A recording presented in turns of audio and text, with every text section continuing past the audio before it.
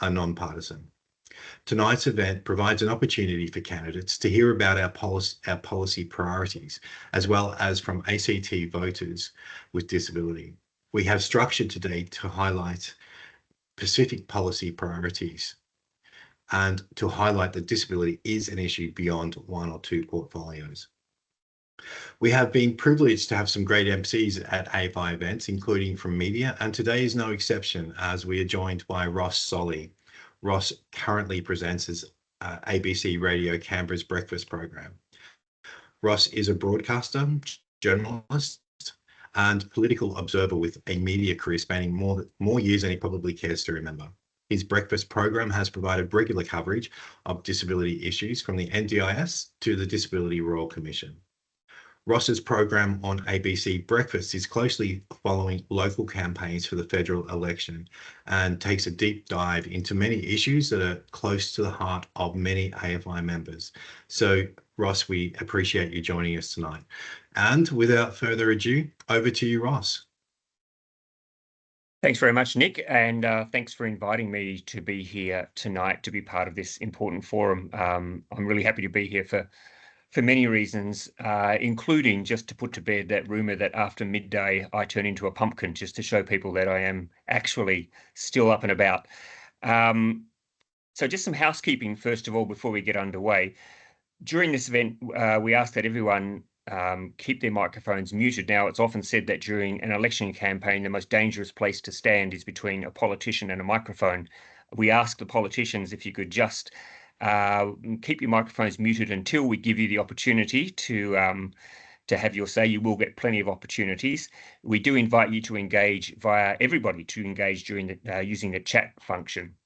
The other thing I need to let you know about is that we are recording the forum, and we'll also be using images from today in our policy and advocacy work. So if you get peckish during the forum and you feel like you can sneak in a quick bite of a pie or a quick slurp of some spaghetti bolognese, remember it may end up on TikTok or on an Insta reel. So maybe just turn your camera off if you're going to sneak in an early dinner.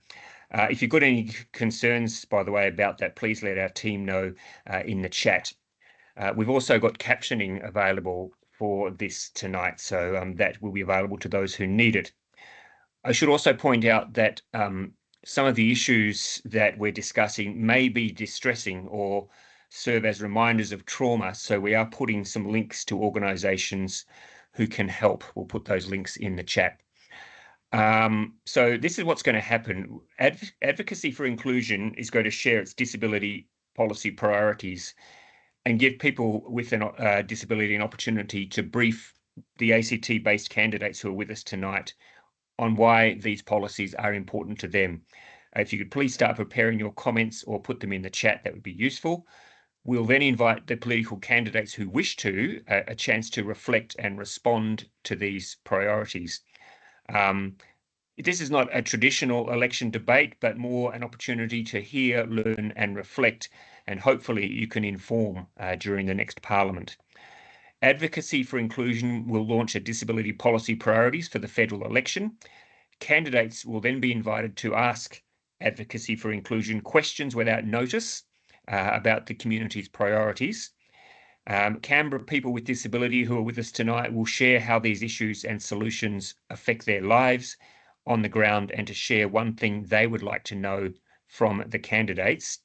And after that, we'll give the candidates another chance, this time to briefly share their own insights and responses to stuff that they're going to hear tonight, what they took from the priorities shared, and how they'll inform their work if they are elected. So does that all make sense? Is there anyone who doesn't understand the format for tonight? Okay, cool. So to begin with, I'd like to welcome the Head of Policy at Advocacy for Inclusion and also friend of ABC Canberra Breakfast, Craig Wallace. He's going to share the AFI's policy priorities ahead of this election. Craig, I'm sure you all know who Craig is. He's a well-known Canberra disability advocate who has been working on social issues for over 30 years, including at ACTCOS and as president of the national peak body, People with Disability Australia. Craig, the microphone is all yours. Thanks, Ross, and hello, everyone. It feels a bit unusual to be facing you, Ross, when I haven't just dragged myself out of bed at at sort of 6 o'clock in the morning to talk to you, but thank you for what you're doing tonight.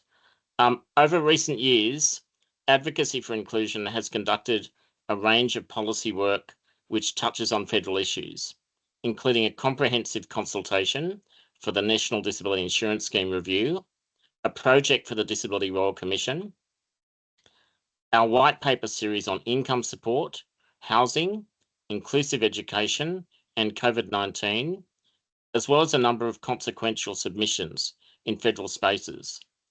This policy platform reflects the accumulation of these efforts, as well as themes from our individual advocacy and what people with disability, some of whom are here tonight, have told us.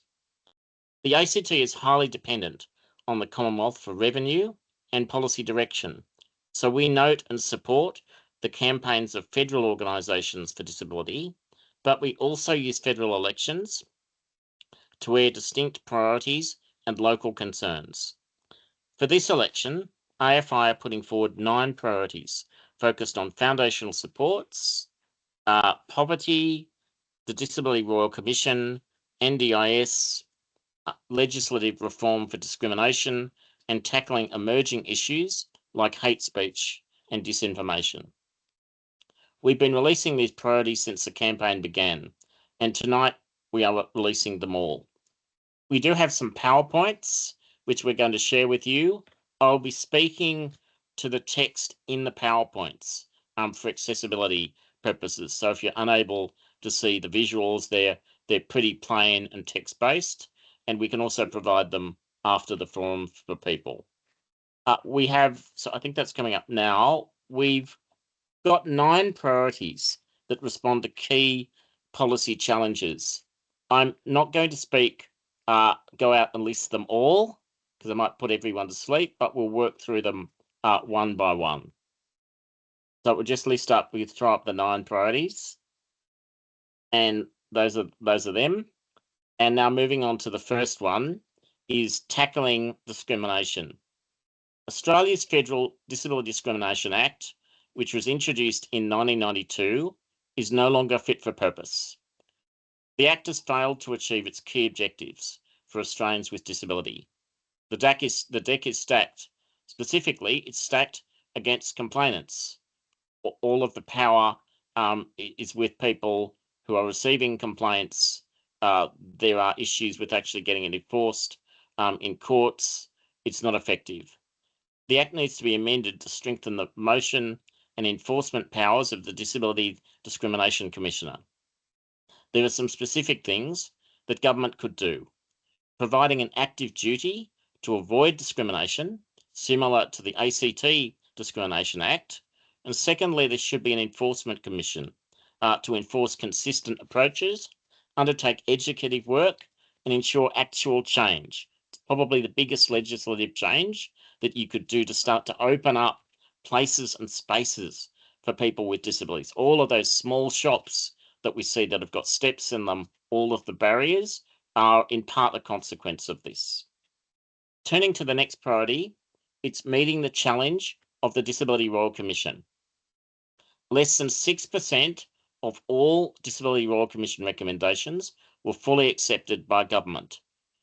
Many of the most crucial recommendations were set aside or noted. The incoming government should revisit the report and recommendations and accept the key structural recommendations to drive key real change, as well as some recommendations that would be relatively administratively easy to do. Specifically, the DRC recommended that there should be a national disability agreement with dedicated funding streams and reporting within all bilateral agreements for things like housing, education, transport, health, and infrastructure.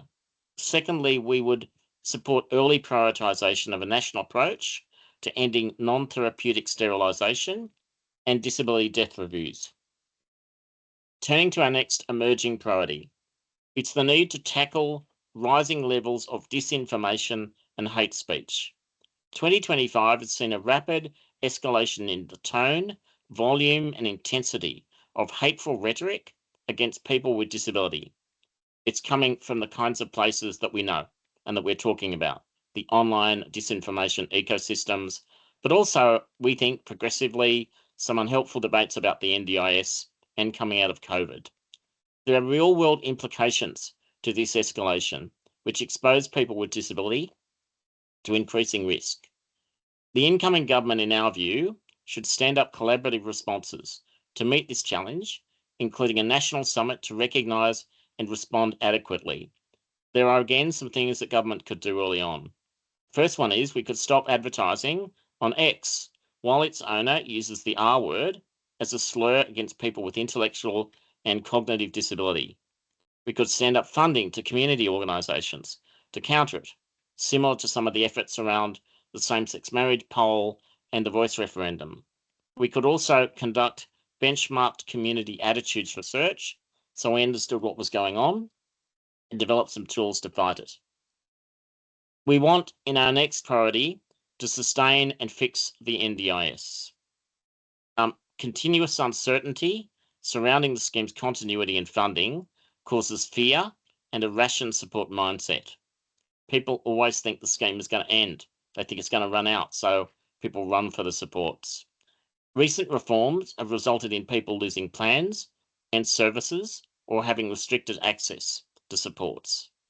The incoming government should commit to a secure, well-funded, ongoing consumer-centred NDIS, which restores trust and confidence for people with disability.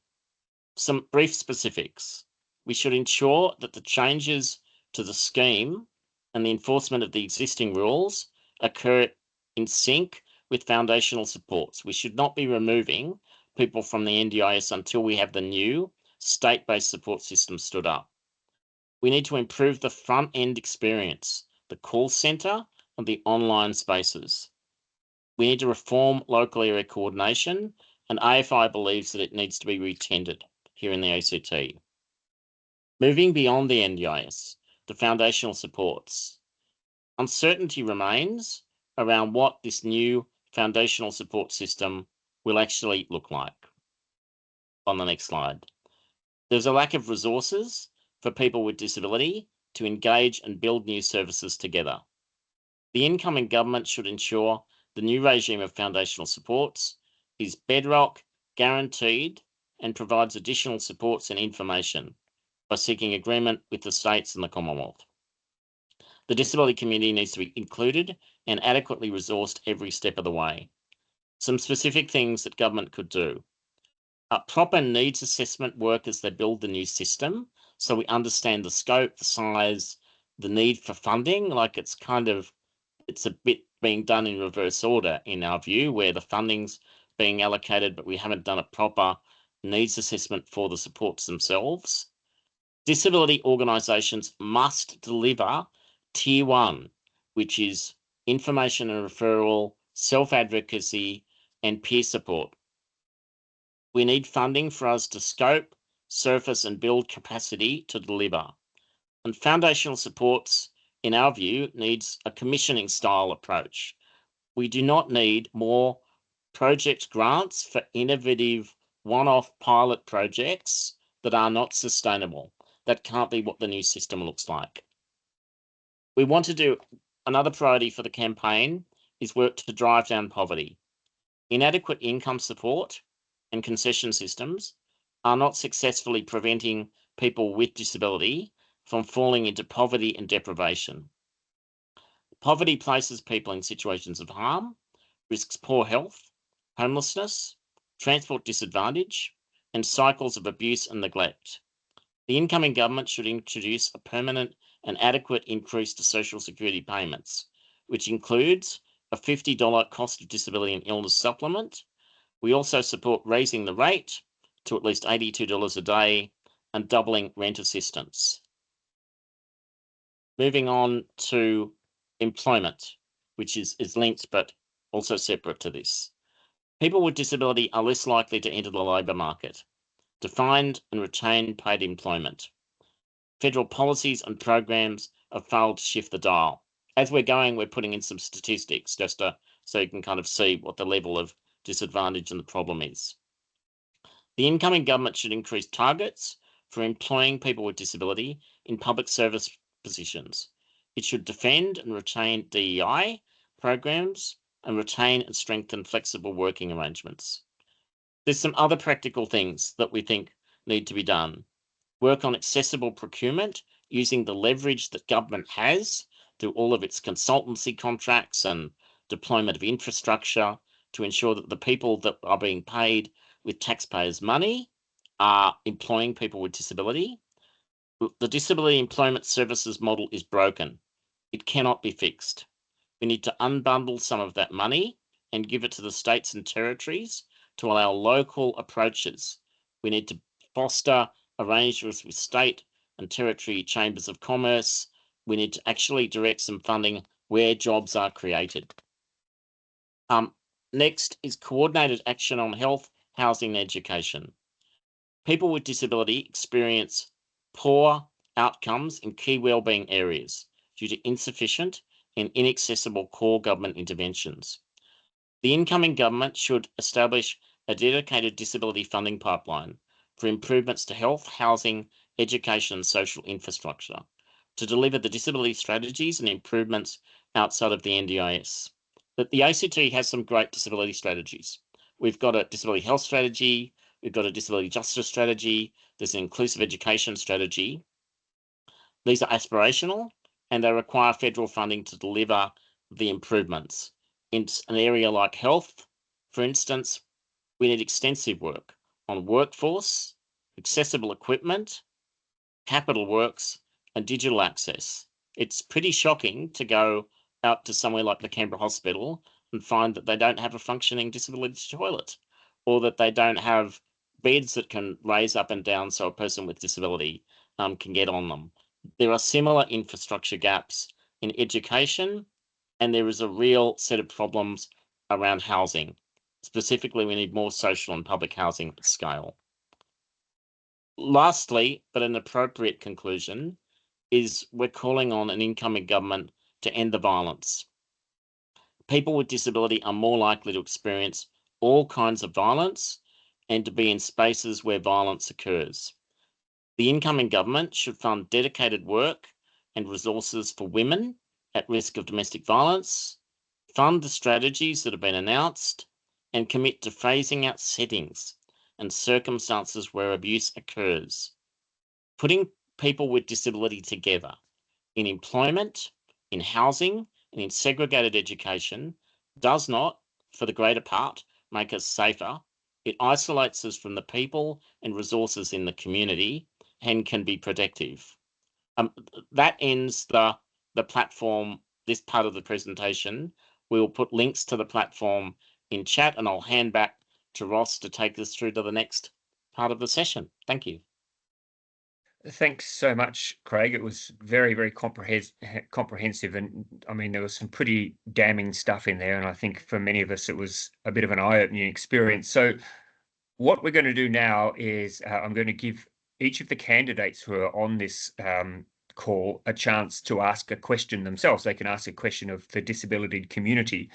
You will then get another chance later on in this chat to sum up your position and what you've learned from tonight. But initially, this is a chance for you to ask a question of the disability community of any of the things that Craig's just raised or other stuff that you would like to ask a question about. So what I'm going to do is I'm going to introduce each candidate by first name alphabetical order.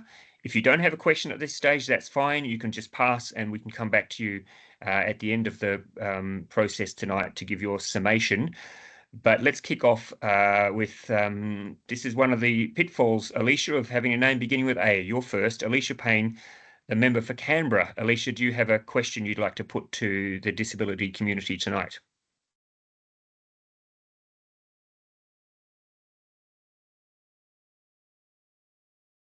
Okay, am I unmuted? Yes, you are. Can you Lucky hear me? because Yes. I was going to, Alicia, I was going to find the first person tonight who tried to talk while muted. So you're lucky you just got away with that one. So well done. Okay. Thank you, everyone. Thank you, Nick and Craig and Ross and everyone for being here tonight. And can I just say I love the idea of a forum where we ask the questions and listen to you. I think that's a really innovative way to do it. And there's certainly a lot in what you've just presented, Craig, and many, many questions. I've been on the parliamentary NDIS committee the whole time I've been in Parliament for 2 terms, and I think something we have been focusing on in that whole time that you mentioned was with regard to the NDIS, how do we reform it to make it more consumer centred? And this was obviously always the promise, and the idea of the NDIS was that it would be about choice and control. So which, you've said that we need to commit to consumer-centred NDIS reforms. I'm just interested to hear from you or others. What is how is the best way that we do that? What are the top priority consumer-centred reforms that you think are required? Thanks, Alicia, for that question. Yes, it is good to get down to specifics here. So we actually think, like, when the NDIS was started, one of the promises that was made to community was to have a much more fine-grained consultation structure. Like at the moment, we've got the Independent Advisory Council and the board, but there's no sort of state and territory based advisory mechanisms that mean that consumers with disability can say, here's, like, you got a bit of an issue out of the call centre, or local area coordination isn't quite stepping up here in the territory, that provides a conduit for the NDIA to get regular feedback that looks like that, and to draw on us for shared projects. Like, this wasn't meant to be a giant government agency in the style of others like Centrelink. It was meant to be a bit more community based and a bit more invested in co-design. It's almost like, I think, because of the history of the politics of this, the NDIS has sort of felt like it's been under siege and hasn't wanted to do some of that co-design and collaborative work, but we don't have the mechanisms. You're like, well, we need an ACT. It's almost like the NDIS thinks Australia is no longer a federation. Like, they've got for the ACT, it's kind of got an ACT in New South Wales based structure within the NDIS. We actually think there needs to be a group of people that they can refer to, much more regular contact with organisations like ours. We've done that, but we've had to sort of force the issue. We also think there's a bundle of issues about the client experience. So what's happening when people call the call centre, what's happening online, and with local area coordination, the quality of local area coordination services is extremely poor. Basic clerical and administrative errors are contributing to poor client outcomes and things winding up in AAT. Thanks, Craig, and thank you, Alicia, for your question. Let's move on to Senator David Pocock. Senator Pocock, do you have an initial question you'd like to put to the disability community? I do. Thank you, Ross, and thanks, Nick. Craig, thanks for your leadership and your engagement on many different issues. My question is about foundational supports. This is something that I hear a lot of concern about. It gets raised with me a lot. People's concern about the timeline and then what is going to be covered, how it's actually going to work. And as you said earlier, people actually losing plans before foundational supports are in place. And I noticed that one of the solutions in your policy document was around conducting a needs analysis to identify local service gaps. And so I was wondering if you could give us some examples now into what local services are missing from the ACT, which services aren't working, which are, like, what would you like to see prioritized in terms of the pathway to foundational supports? Thanks. That's a good question. This is reminding me what I've never gone for Parliament, is you have to sit there and answer everybody's questions. We think that there are some gaps, particularly in areas like preventative health and lifestyle, the kinds of supports that would keep people out of needing to be in the NDIS or needing ongoing support. We've had a number of accessible gyms and places that provide that sort of support close here in the ACT. Hydrotherapy seems to be this vexed issue that nobody wants to fund and doesn't have a funding home. The same with some preventative supports for the under 9s and children and young people with disability, things that are diagnosing and getting speech pathology and other assistance to people with disability early. There's also nobody doing intensive case management with anybody that's not in the NDIS. Like, it's a real, we don't have capacity to do it within AFI, but it's a glaring need. There's some needs around people that are on the fringes of the justice system as well. In terms of the community's investment and what sort of needs to happen with foundational, we certainly, as you sort of said, we think it needs to be, the Commonwealth cannot reduce NDIS supports and cannot, like, at the moment they're actually saying, it's a bit tricky, they're saying, well, actually we're not implementing the new rules. What we're doing is we're just enforcing rules that were already there. But the effect is that people are being thrown off the scheme and not receiving supports before the foundational system is stood up. So that needs to be stood up. There does need to be a stock take of, and also a needs analysis of the actual needs of that group of people that are in the sort of the 70,000 cohort. So there's 11,000 people in the NDIS. If you look at the chronic illness and disability cohort, it's 80,000. A lot of them are kind of using informal services, but some of them are fraying. We need to find out what those services are and measure some of the gaps in them and use that to build the system. And we need to invest, I think, pretty closely in what I'd call kind of like the foundational bits of foundational, which is information and referral and peer support and capacity building amongst people with disability. Information and referral is dreadful. Like, what people get if they're in the NDIS, they get a list of services. You can't tell what they are or what they do. And there's no sort of service you can ring up and say, I'm a person with a disability, I need community transport now. What's a good service? What are the ones that are a bit, iffy or not right? Like, there's nothing providing that kind of, like, it's almost like something between Choice and TripAdvisor that people with disabilities need, that provides quality information. Hope I've answered the Senator's question. Yeah, if I could probably add to that too, Senator, I think in this forum, it's probably, we are a bit limited in obviously what we can actually provide. And what I would like to do is take, well, if you like, your question on notice, and I think we could send you a quite significant brief, with some of those issues that you're raising, but also the reference data for your use to go forward. So I'm happy to have that organised for you, Senator. Thanks, Nick. The Senator's used to getting questions on notice put on hold, and they'll get back to you. And just be very careful, if you don't answer it properly, you might end up on ABC Canberra Breakfast. Okay, is Elise Searson Prakash, is Elise with us?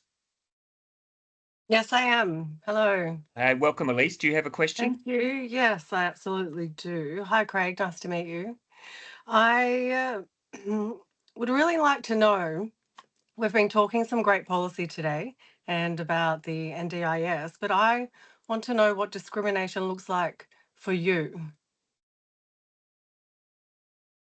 Yeah, thanks. That's a good question. It might be something that other people want to, in our team, want to chime in. But in reality, like, it's pretty pervasive.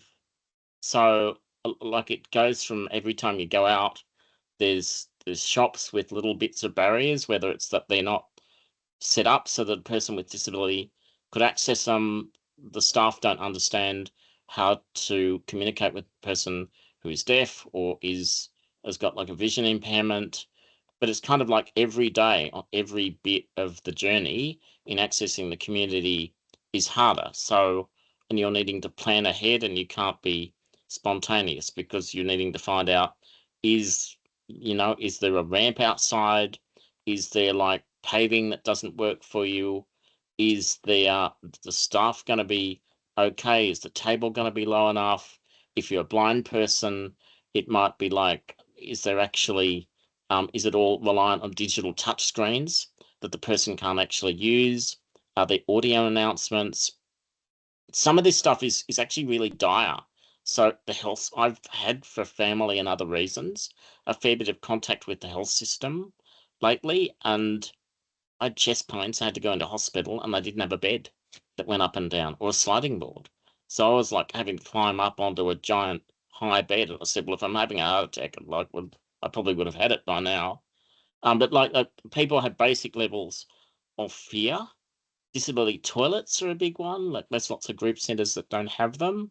So that keeps a lot of people at home and isolated. I do have to mention COVID is a continuing concern for people in our community. Like it might be over for everyone else, but for people with disability who are vulnerable and exposed and have told they've got a health risk, it's a continued issue for us. Great. Thanks so much for answering.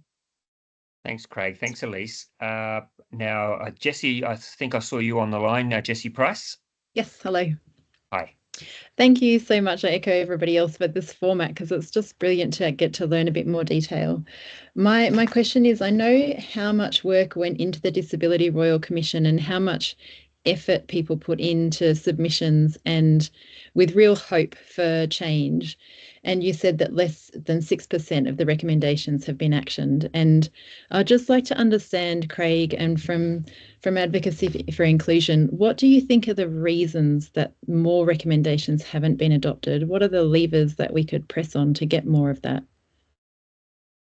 Yeah, I mean, I'd just like to thank you for that. It's a really good question. I'd just like to say how staggering and hugely disappointing it was that we had like under 20 fully accepted recommendations out of 222. People with disability, like you don't go into a Royal Commission process without sharing a lot of trauma. So Yeah. we as the disability community invited people with disability who trusted us and said to them, you'll be listened to, you'll be heard, government will respond. Yes, like go and talk about the acquired trauma that you've had over decades and trust that government will act on it.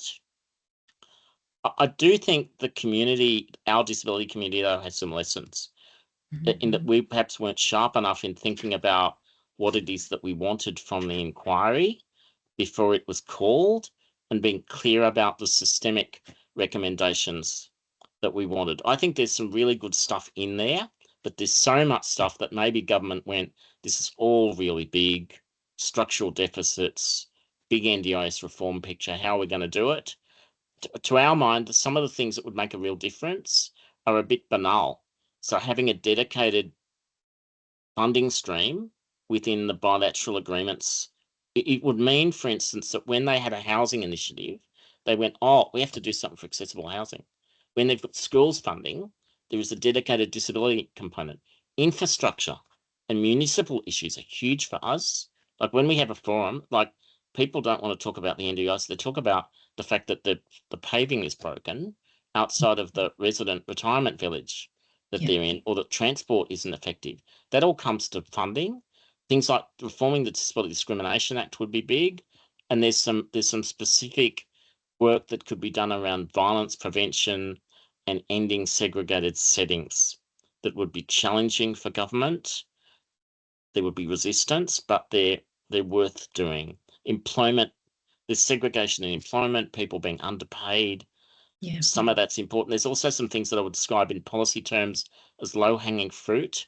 You could get a nationally consistent approach to forced sterilisation without a lot of new policy work. We kind of know what that looks like. Thanks, Craig.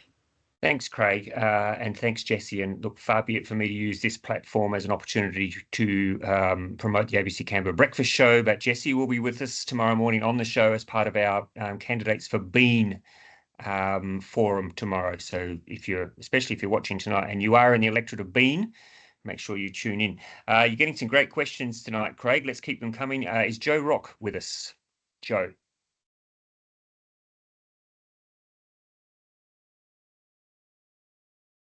No, I don't think we've got Joe. I saw Senator Katie Gallagher before. It looked like she was in a car with a seatbelt on. I think she's on her way to brief the Prime Minister tonight ahead of the debate. Senator, thank you.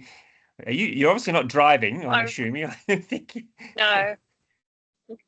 Would you that like wouldn't to be wise. No, it would not be wise. Would you like to throw a question to the panel? Thanks, Ross, and Craig. Thanks for organising this, and Nick, appreciate it. There's lots I could respond to that's already been there, but I'm going to that's been said, but I'm going to resist that because of this is a different type of forum. But I guess my question would be, and I touched on this earlier with you today, Craig, when I spoke to you, was what is the ideal foundational support system? Who runs it? What services does it provide? If you were designing it from scratch, which essentially we will be because services don't really exist outside of the NDIS anymore like they used to when I worked in the sector,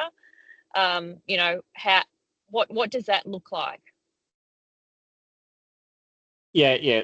Thanks, Senator Gallagher. I think we said we'd provide you with a little bit more time for some reflections post answer as well, if you're still wanting to do that as well. So in terms of the approach, we think that foundational supports needs to be very much built by and with people with disabilities, first of all. This can't be a sort of replication of some of the things that didn't happen in the NDIS construction. We were so busy defending the NDIS, so busy trying to land the reform, that people with disabilities didn't have time to be involved in capacity and wherewithal to be involved in construction. So that needs to happen. At a practical level, we think that we should be using disability organisations to build some of the key information and accountability blocks that will underpin the system. So the information and referral piece needs to be done by a disabled people's organisation. The advocacy piece and the quality assurance should be done by disabled people as well. As we build the supports, we should be preferencing locally homegrown organisations that haven't fared well in the market approach for the NDIS. Some of the small services that we talked about earlier in the day that haven't kind of survived the NDIS transition, that are built up organically.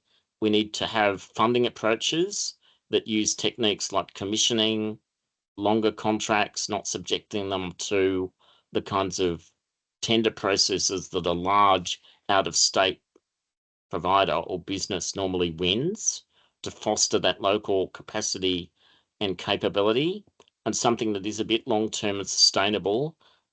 We feel that we also need to hang on to some of the good bits of the NDIS build. Like the foundational support system should not lose the idea of choice and control. It should not lose the idea that people with disability are directing some of the funding, and that the kind of the bad actors or the inefficient or unsustainable services that aren't servicing as well. We don't want to go back to the block funded approach completely for that new system. So it needs to be kind of a hybrid, but it needs to be jointly constructed with people with disability. We've got like a statement of principles around foundational supports, which we'll make available to you after the forum. We've done a lot of thinking about what it needs to look like. We also think like there needs to be a step in between where we do almost some industry development of the disability sector to be ready to provide them here.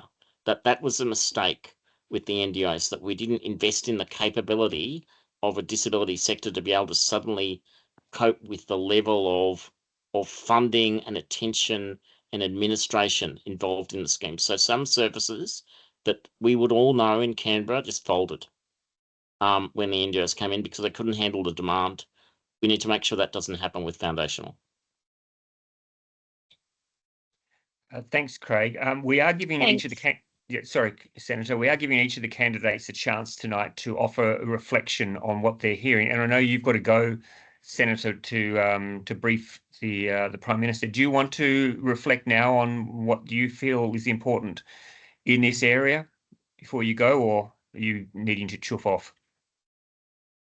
Thanks, Ross. I'll just say a couple of things. I mean, I think the way you're running this forum is really good. It's very different. A lot more listening for us than talking, which I think everyone's probably relieved by at this point of the campaign. Only 17 days to go. Not that anyone's counting. Look, I think the election platform is really comprehensive. I think, your the work that would have got into it, I look at most of it and I couldn't argue with any of it. We'd probably have, slight differences of opinions on some of it. I think what you have in our government is a government that's been prepared to protect the NDIS and work out how we make sure it goes on to do the job that it was set up to do. And the reality was, growing at 22% per annum, it wasn't going to, be that was not sustainable. So I think there's a lot more work we have to do, inside and outside the NDIS. I think the fact that you're raising employment, housing, education, discrimination, all of those are issues that the Labor Party has a strong position on, and it always has advocated for equality and for ending discrimination. And I think we've got, when I look at your 9 policy priority areas, I would think we are doing work in every single one of those areas. So I imagine it's one of those ones where we commit to continuing to work together, and make sure that we have the opportunity to get some more, of your agenda implemented. There will always be difference of opinion about resourcing and how much there is. I was worried because I think I heard people saying people have been kicked off the scheme before foundation supports are in place, and I have just checked while I'm on the call, and my advice is that is not the case. Nobody has been kicked off the scheme. There is routine plan assessments that have been happening, and there have been some changes to some plans where people aren't getting exactly the same under their plan that they were getting before. But I just want to make sure that this isn't something that people accept as fact, because my understanding is no one has been kicked off the scheme, and we are very clear that we want those foundational supports in place, not as a way of kicking people off the scheme, but as a way of ensuring people get access to the right supports at the right time in a way that all governments can support. But anyway, sorry to chew up all the time. This is a passion area of mine. I worked in the disability sector. It's what got me to join the Labor Party, was the Disability Discrimination Act. I spent years closing down sheltered workshops and big institutions in Canberra. And, there's been some good that's come of that, but some challenges as well. And so I can assure you that as a Member of Parliament for Canberra, but also in the job that I have now, that you've got a very strong voice sitting around the cabinet table, along with Alicia and others as well. Thanks, Ross, for the opportunity to say a few words, and Craig for the chat this afternoon. Thanks, Senator. And I think you've probably been battling peak hour traffic on Parramatta Road, so you're probably very glad about now that you live in Canberra, I reckon. So yeah, I haven't been battling it, but yes, we have. Good luck with that, and we're all looking forward to seeing the debate tonight. So good luck with that for everybody. Okay, let's go now to Mary Jane Liddicoat. And I've had a question. I've had someone say, can we please get each candidate to identify the electorate they're running in as well, which I was going to do when we do our reflections. But Mary Jane, if you want to start by letting us know the party that you're running for and which electorate. Hi, thanks so much, Nick and Craig and Ross, for having this amazing forum. I am with the Heart Party, which stands for Health, Environment, Accountability, Rights and Transparency, and I'm running in the electorate of Canberra. And Elise before, she's with the Heart Party and she's in the Senate in the ACT. So my question, look, is I just give you a very brief background. Since I became very active in human rights community work in 2020, I have been the target of some vile insults and just outright lies. It has been non-stop and it is horrendous. And I can't imagine what that is for your community as well. It took a grave toll on my health. So someone who's more vulnerable than I am, it would be just life-threatening almost. But what I've come to understand is that insults and lies often stem from ignorance and defensiveness. So my question is, what do you think is driving this? You mentioned in the last year or so, there's an apparent sudden increase in people's willingness to insult and lie in Australia. I mean, that's not my lived experience of what Australians are like, generally, certainly in public. And following on from that question, so what strategies, you did mention the stock take, I can't remember the word you used, but the data collecting of the community. But what strategies following on from that are you considering to help Australians manage communications to create change when they see this behaviour, rather than falling into the, oh, they've insulted it, so that gives me the right to insult, which I can see is a trend. Just if any thoughts around that would be great. Thank you. Yeah, thanks, Mary Jane. That's a great question. So the reason that we're focusing on this in this particular time in the way that we are is what's happening as we enter 2025. So if you sort of think about where we were even 6 months ago, we've now had the conversation on people with disability in the workplace shift from we'd like more people with disability to be supported in employment to the idea that diversity, equity, and inclusion is causing people with disabilities to crash planes out of the sky. Like, this is some of the stuff that is coming out of the United States, but it's not just in the United States because of the way the information ecosystem now works. We're seeing companies cease their DEI programs around the world. We are also seeing a real uptick of disinformation and misinformation about people with disability here. We don't have quotas or affirmative action programs generally, so you're not being hired if you're a disabled person just because you're disabled. In fact, it's a lot harder to get and sustain a job. Same with flexible work. Flexible work is actually, it's really hard to do, and there's no evidence that it's decreasing productivity. So we think there needs to be some myth busting, perhaps a bit similar to the work the Electoral Commission does to try and prevent that peculiar infection around electoral disinformation occurring in Australia, where we're stamping on this as soon as it comes out. We also think that we need to understand what it is, what's causing this and driving it, and what's the most effective. There's a lot of work on disability attitudes done in Australia. We've got awards everywhere and advertising campaigns. We sometimes wonder whether enough of it is based in evidence. Like, do we really understand what people think? Maybe people are saying one thing but doing another in their practice.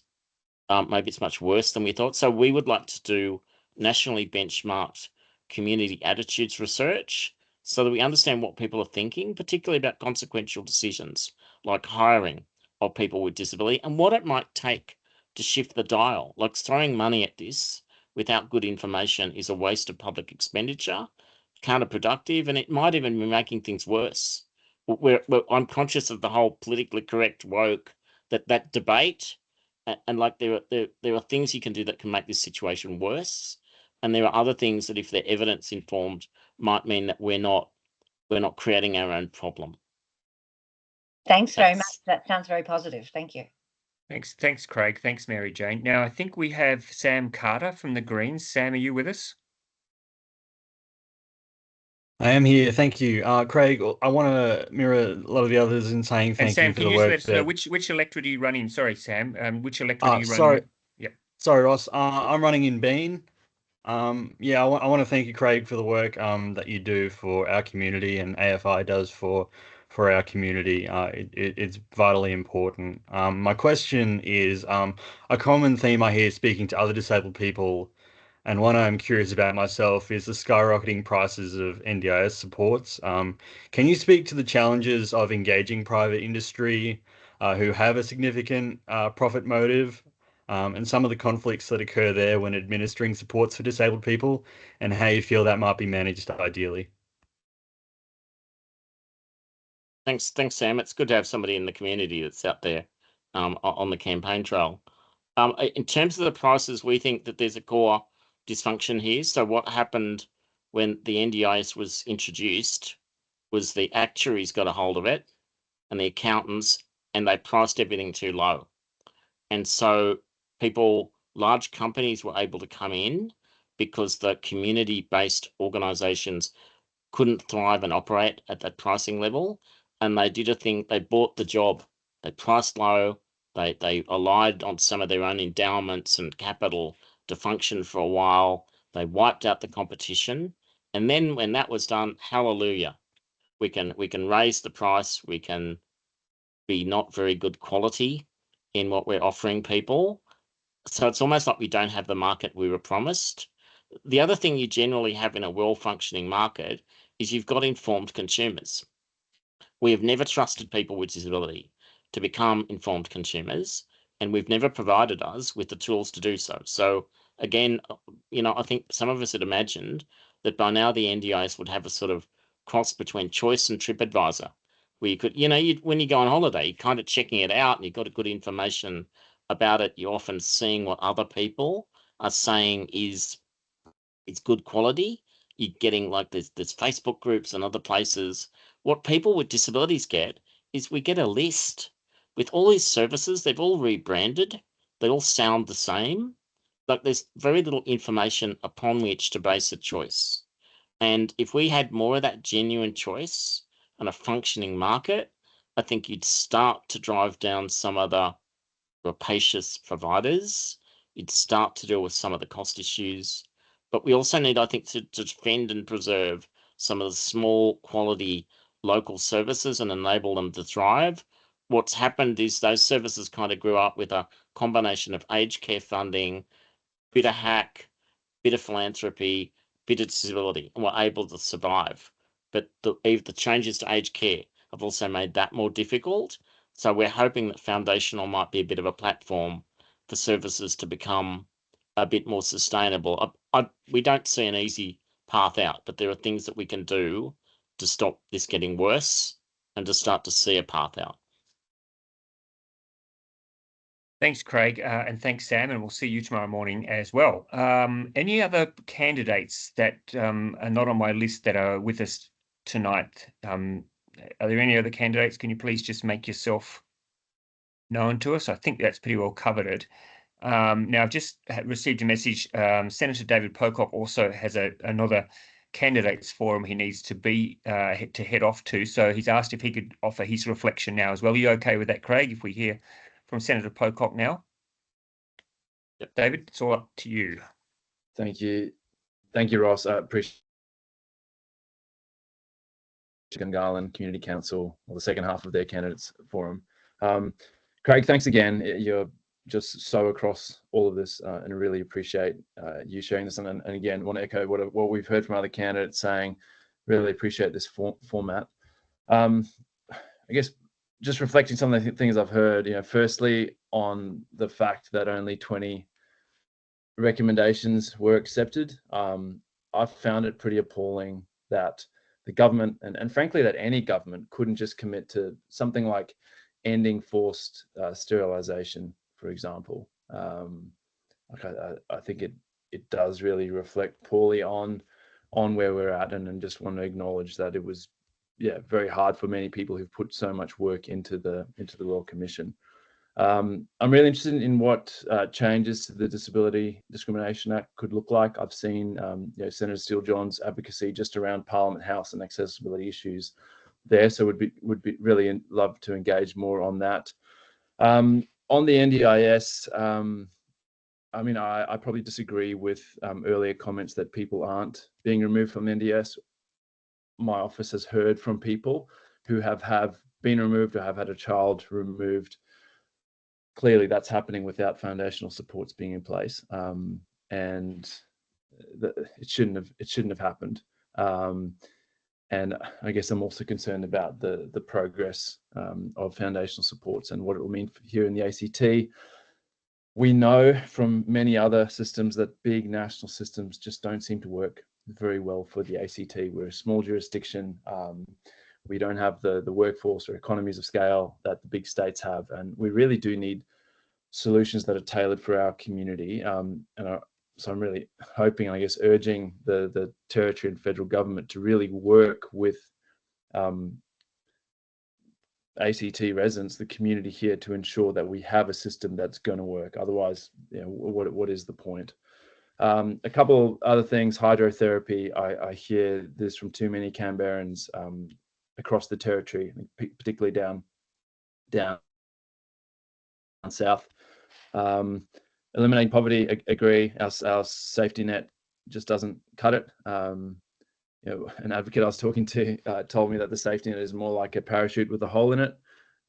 It'll slow your descent, but eventually you're going to hit hit rock bottom. And I think that probably describes where we're at. And I know there's a lot of people working on that, but I think we've got to continue to push. So thank you so much for this opportunity, and thanks for your engagement. And should I be re-elected, really look forward to continuing to engage and pushing on a number of these I think really sensible ways forward. So thank you, Ross, and thank you, Craig.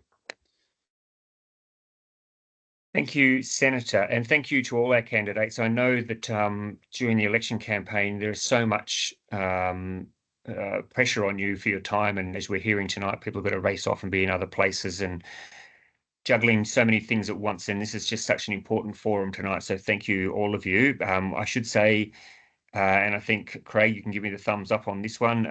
I think pretty all the candidates in the ACT were invited, so if you're wondering where, for example, some of the Liberal candidates might be tonight or some of the other candidates, they were invited, but unfortunately they were not able to attend. So thank you to those of you who have. It means a lot, I know, to everybody taking part in the forum. So now, before we give the candidates a chance to offer their reflections, we are offering a chance for people with disabilities and members to share one thing they would like the candidates to know and to take into the next Parliament. So how we'll do this is, if you would like to raise your hand, if you've got a comment you'd like to make, or if you want to put something in the notes, and then we'll get Joe, who's been monitoring our chat, to read those out, and then we can come back to the candidates for their reflection. So if you have questions or personal experiences that you'd like to share with our political candidates tonight that you think would be important for them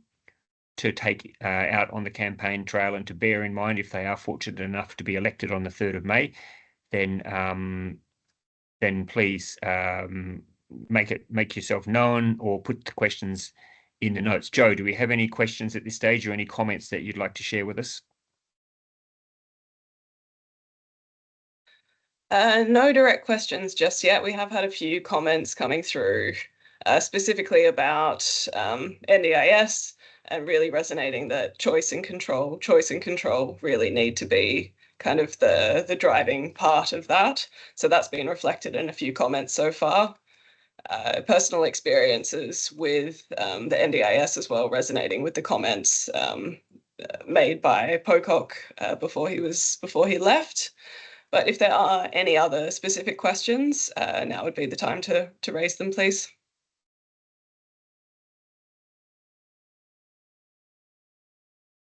There you go. I've got to find myself. I was talking with the microphone muted.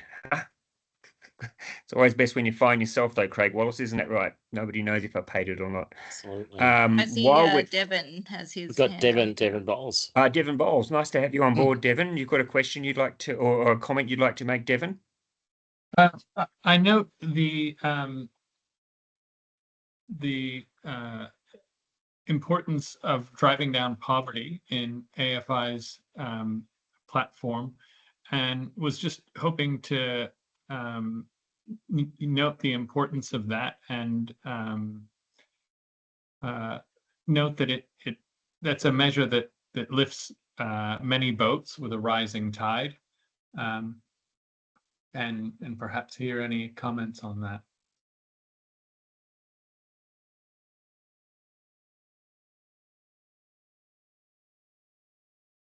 Craig, do you want to talk, or anyone else from the community want to talk about the importance of lifting people out of poverty in this area? I think we've made our case, so it might be when we hear from the candidates, over to them to talk about. I mean, we certainly know what that looks like. It's people unable to afford rent, compromising on transport, unable to go to the dentist, or afford fuel or put it in their car, or afford meals. Interested, Devon, just to get, if you've got a minute, just to give us your own experiences, because you're at the coalface there, you're dealing with the needy in the ACT. For people who don't know, Devon is involved with a lot of community services here. Just Devon, just tell us your background, and then what's your own experience? What are you seeing at the coalface? Yeah, we're certainly seeing more people who are experiencing the really acute effects of poverty. So we can measure that through things like attendance at food pantries going up by something like 25% in the last year. Obviously, the housing situation is very difficult for many people on low incomes across the country, but certainly in the ACT. Raising income support payments, are seen as I won't say a silver bullet, but as a mechanism which would have benefits across a number of spaces. Craig has very eloquently outlined how that would assist a number of people with a disability. And there are a number of other groups that would significantly benefit from that. It'd be great to hear candidates' views on what ought to happen to the level of income support payments over the next term of government, and whether they would be willing to back Craig's call for an increase to $82 a day. So Craig and Joe, shall we get the candidates to maybe in their reflection they can answer that, or do we give them an opportunity now? I think if we wait for the reflection, then they can answer theirs. What do you think? Yeah. Joe, I think there's some interesting messages coming through on the chat. Do you want to deal with those? Yep. Yeah, absolutely. So I'll start with Ava Fox, who said, further feedback on consultation. It's so simple, nothing about us without us, and speaks to support coordinators and support workers who have, well, minimum or no minimum education requirements. Their 18-year-old daughter could call herself a support worker, get an ABN, and working with children check, working with vulnerable people check for $68 per hour with no experience, saying that not even electricians with 40 years experience make that much per hour. It's absolutely awful. So we need appropriately trained coordinators and support workers. There must be standardized curriculum delivered only by registered training organizations. We have no choice but to allow these people into our homes and are meant to trust them around our children's pets and personal belongings. The NDIS is now directly punishing the participants who trusted the advice of these support coordinators and plan managers. The NDIS has not held these people accountable at all for their incompetence and incorrect information about utilising our funding.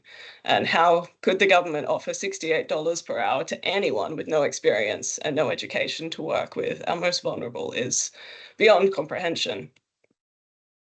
From Shannon Kolak, who's with ACT, Down syndrome and intellectual disability. So she wants the candidates to understand that people with intellectual disability often have very different support and information referral needs to people with physical disability. So a one-size-fits-all approach to foundational supports just will not work. Foundational supports need to be designed fit for purpose for each cohort. And these supports should also be co-designed by people with intellectual disability and delivered by disabled people's organisations. There's another comment from the CEO of ACT Shelter, who, sorry, I can't see the name right now. It's not coming up for me, unfortunately. But I'm particularly interested in what candidates propose to do to ensure greater access to affordable and accessible housing for people with disability, noting that they are disproportionately represented among people experiencing rental stress and homelessness. And this also connects into the question that Devon just posed, noting the overrepresentation of people with disability among those receiving inadequate rates of income support and who also lack access to social housing. I think that's Corinne Dobson. Yeah. Travis Gilbert. Yes, sorry. Sorry, no, it is Corinne, sorry. Okay, is that it, Joe? There's no others? All right. I think that's, yes. All right, excellent. Some really interesting and heartfelt comments there. Thank you, everybody. So now we're going to give all the candidates a chance now just to give their reflections. We're going to give you each 3 minutes, and you'll be given a warning after 2 minutes that you need to start summing up what you've heard. Basically, this is an opportunity for you to tell us what you've learned tonight and what you've heard that you should take to Parliament if you're fortunate enough to be elected. on the 2nd of May. So we'll do it in reverse order this time. So I think that means that our first candidate will be, I think we had Sam, didn't we, from the Greens? I think you were the Sam Carter. Do you want to kick off with your reflections on what you've heard tonight? Thanks, Sam.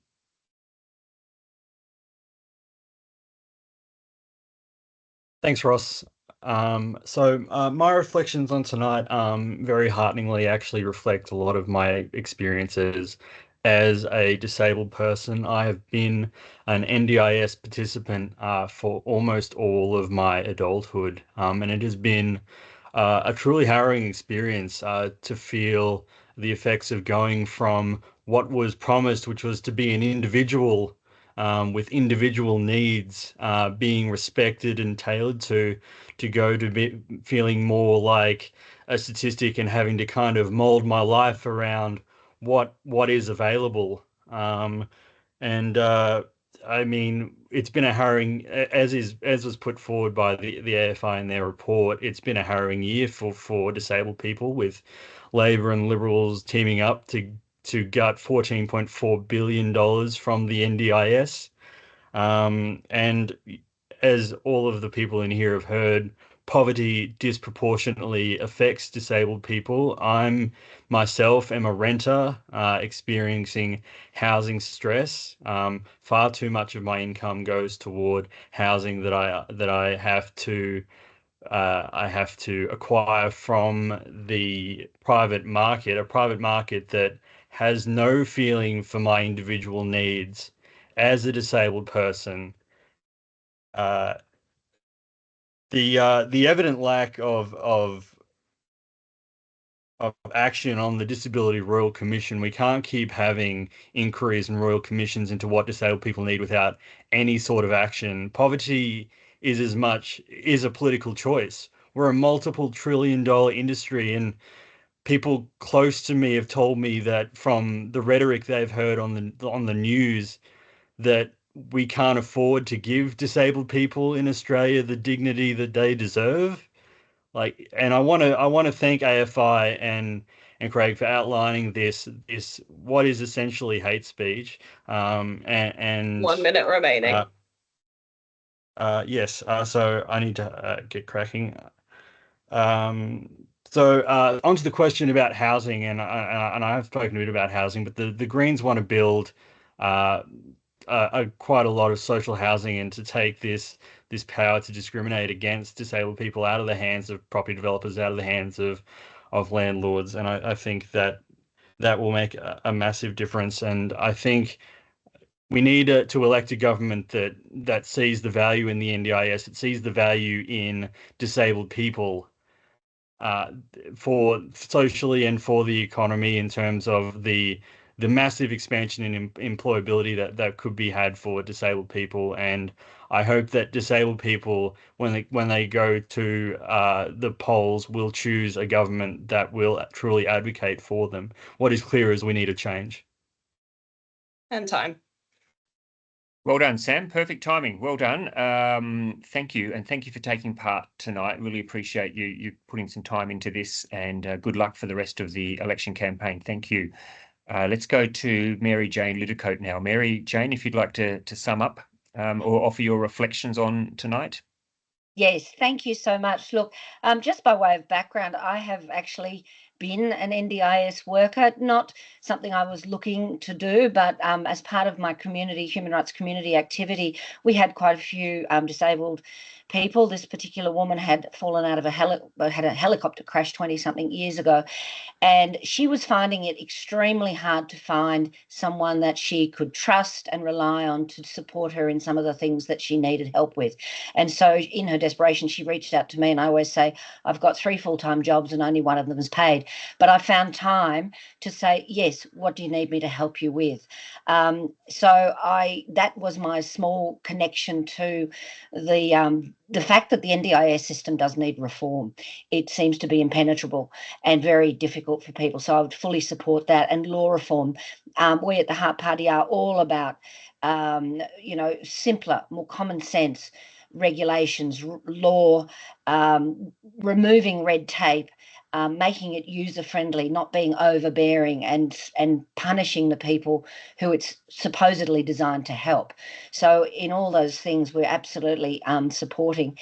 In terms of the housing crisis, it's across Australia. Australia is a potentially extraordinarily prosperous country. Why we are in decline is beyond understanding. It definitely needs to change. I've run 2 businesses. I currently have a business. I need to balance my budget every 3 months for BAS. I need to pay everybody properly. Why the government hasn't been able to do that is needs a lot of accountability and much greater transparency. So starting with that in this sector as much as anywhere. In terms of the housing, across the board, the rules and regulations and the approvals that you need to get anything done, no wonder the housing is not keeping up with the people's needs. 1 minute. Yep. In terms of health and health, the health part, which leads our health, environment, accountability, rights and transparency party, we stand for informed consent and medical freedom. And this means no coercion ever, and full disclosure of risks and alternatives, and treating everybody, especially people who have other challenges, sight challenges, they need different ways to get information, ensuring that information gets to them. People with disabilities deserve the same right to say yes or no without pressure as anybody else. And that's why we also very much support the idea of a Bill of Rights, which would certainly uphold the rights of the disabled community. So we've looked at tonight's been marvellous. I've heard a lot that I didn't know about, and absolutely taking that learning with me. And when I'm in Parliament, I'll be standing up for your community, for your inclusion, seeing what we can do to really bring the participation of the community and ease the burden that that your community is clearly suffering from, and above all, helping Australians across the board better understand. Thank you, Mary Jane. And yes, thank you for taking the time out tonight and being part of this panel. And good luck to you as well for the rest of the election campaign. Let's go now to Jessie Price. Jessie is running as an independent in the seat of Bean. Jessie. Hi. So my reflection probably comes in 2 parts, and the first part would be to say that we do need to revisit the Royal Commission recommendations, the report and the recommendations, and a commitment to working hard to support an increase on income support, and that goes together with working hard to increase youth allowance, job seeker and Commonwealth rent assistance, which is a massive thing to fix the cost of living and have a huge impact straight away. By addressing cost of living measures and housing affordability, we know that will positively impact people with disability. And, I've spoken with people living in relationships that they're not happy to live in for housing security. Like it is, all of those levers right across society have a disproportionate effect on people with vulnerability, and I feel very aware of that. The other part that I'd really love to reflect back is the accountability piece. And you did say about strengthening the enforcement powers for the Disability Discrimination Commissioner. And I think we saw in that Four Corners report about childcare the other week, where this appalling childcare provider popped up in the NDIS space. And, it goes to what Sam was saying also about NDIS privatisation and the lack of accountability for services. How do people who have been kicked off foundational supports, how do you raise that and escalate that? What's the accountability mechanism for organisations? Ava Fox, your comment about qualifications, where's the accountability for qualifications? Those pathways need to be strengthened. They need to have real teeth and real ability to have consequence for service providers and to actually help people. And I help people who are in situations of vulnerability. And I love the idea about the choice and the TripAdvisor, like review by peers, that's another aspect of accountability. So government needs to put in place mechanisms for accountability with consequence. And then also, because everything should be co-designed and consumer-centred. 1 minute remaining. Centered around choice and control, those things that would be useful to people, for people with disability, saying we want this website that's a combination of choice and TripAdvisor makes perfect sense. So that co-design for the accountability being really important. And yeah, thank you so much for this evening. It's a really generous and useful format. Thank you. Thank you, Jessie. Thank you for taking the time out tonight, and good luck to you for the rest of the campaign. What did Katie Gallagher say? 17 days to go. It'll probably feel like about 117, but onwards and upwards. Elise, would you like to give us your reflections on tonight? And just if you could start, I think you're running for the Senate, Elise, that's right? Yes, for the Heart Party. Yeah, so one thing that stood out to me was the failings in the Royal Commission. A Royal Commission costs so much money. It requires so much input and re-traumatization for people who are giving evidence in that. And to have such a small percentage of recommendations come through is an extreme disappointment, I'm sure, not just for me to hear, but for our community. And the housing segregation, that really stood out for me. And that's something that I'm going to look into a bit more, because I want to know how that came about and what is not working in that space. And I just from, using my own assumption and imagination, I'm assuming that it's not creating and fostering a really healthy environment for people who are in that. And it doesn't sound like there's a lot of choice in that either. So that's really shocking for me to hear, and I really appreciate you bringing that up for me. Another thing that stood out, my child is on NDIS. We were lucky enough to get access to early intervention for my son.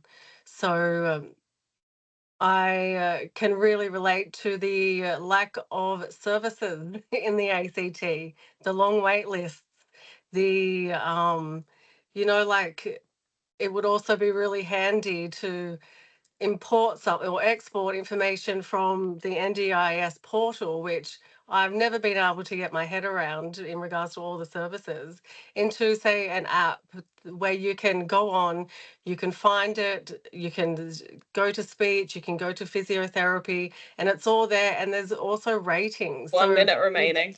So you have that trust in the service provider as well, because when you access services like this, they are sometimes they end up a part of your family. They come into your home, like we heard before. They spend a lot of time around your children and your pets, and you need to know that you can trust them. And I would really support a service like a IT service that can help with that. And also, Craig, thank you for highlighting these intricacies that you experience on a daily basis that the, I guess, abled person would not even consider when we go to the hospital. We wouldn't have to think twice about which toilet we're going to use at all. These are the things that we really need to start discussing. Lived experience needs to inform public policy. And that is the biggest takeaway for me tonight. So thank you. Thank you, Elise. And yes, thank you for taking part tonight as well. And as I've said to all the candidates, good luck in the final 17 days. I hope it goes well for you. I think our final candidate for tonight is the member for Canberra, Alicia Payne. Alicia. Thanks, Ross. And thank you, everyone, for what's been a fantastic discussion. And again, I've really appreciated the format of this forum and the opportunity to listen. And while there's a lot to unpack, what's really clear is that we need to keep listening to people with disability about anything that we're doing in this space.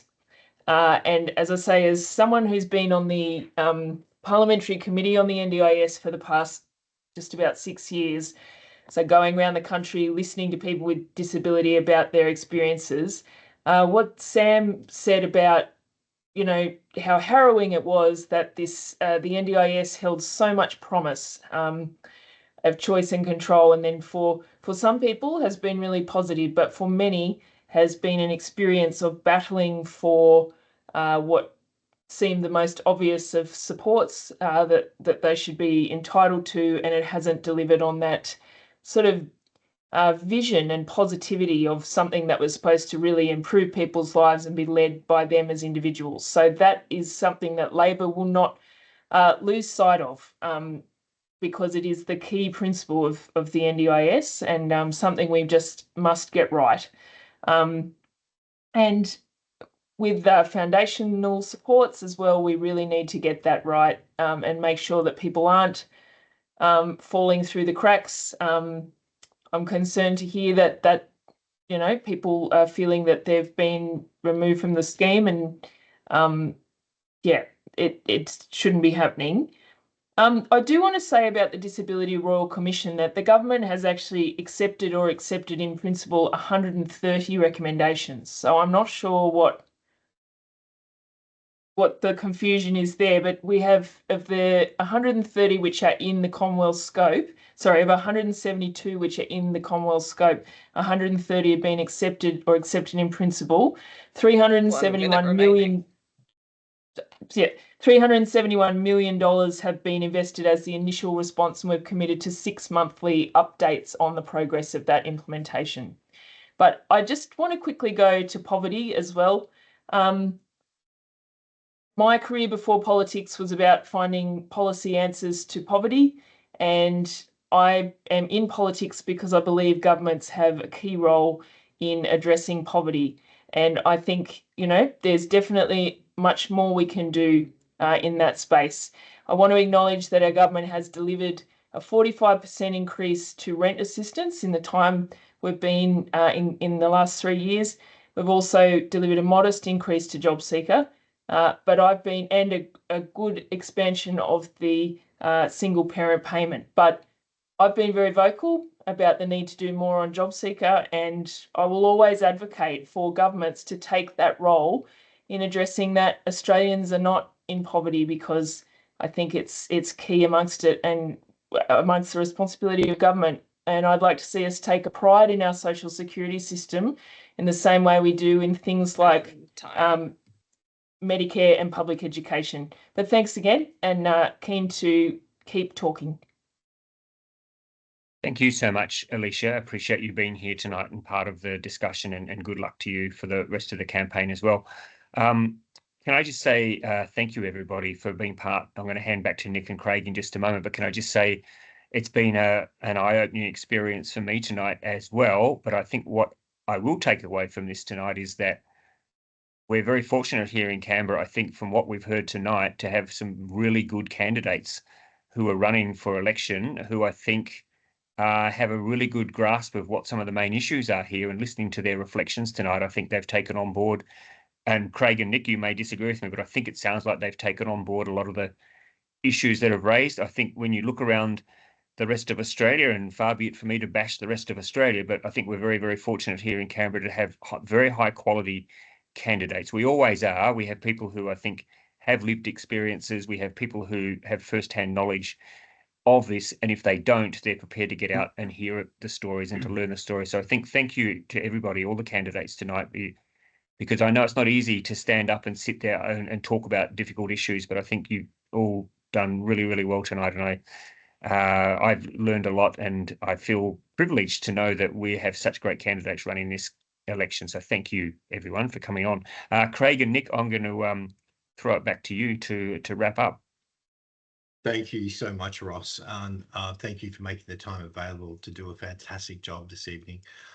We are really fortunate in Canberra to have media outlets who are well connected and in touch with the community, including the ABC Canberra. So thank you, Ross.